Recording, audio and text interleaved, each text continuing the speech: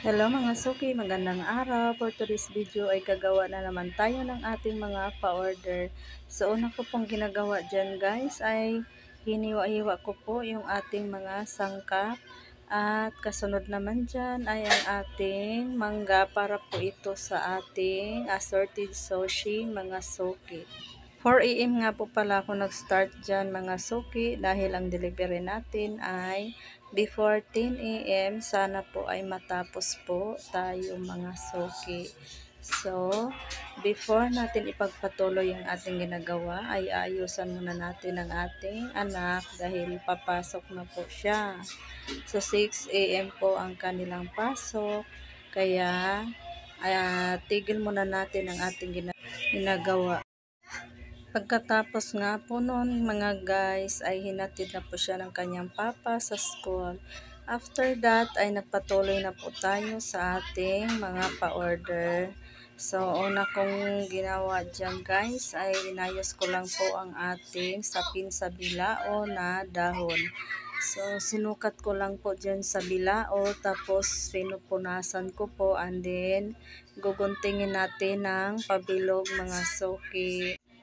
And then, tiningnan ko na po ang ating pina-fry natin na fried chicken. At pagkatapos mga suki ay magpi-plating na tayo ng ating assorted sushi. Actually, dito po talaga ako natagalan sa sushi mga suki dahil hindi pa po ako masyadong sanay dito.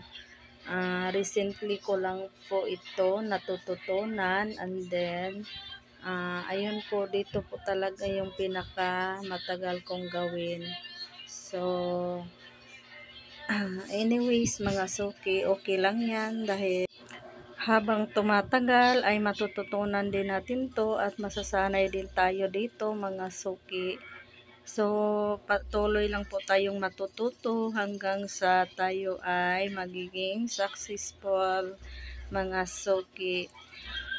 At ngayon ay magpapalit na naman tayo ng ating gloves dahil mag-i-slice na naman tayo ng ating cordon bleu dahil may kasamang cordon bleu ang order ng ating customer ngayon.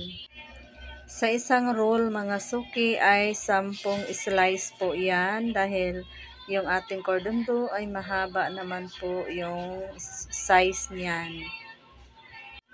Dati talaga mga suki, yung una ko pong mga bilao pa order is halos po ay mga kakanin lang. Wala po itong cordon bleu dahil hindi ko pa po alam kung paano lutuin yung cordon bleu and then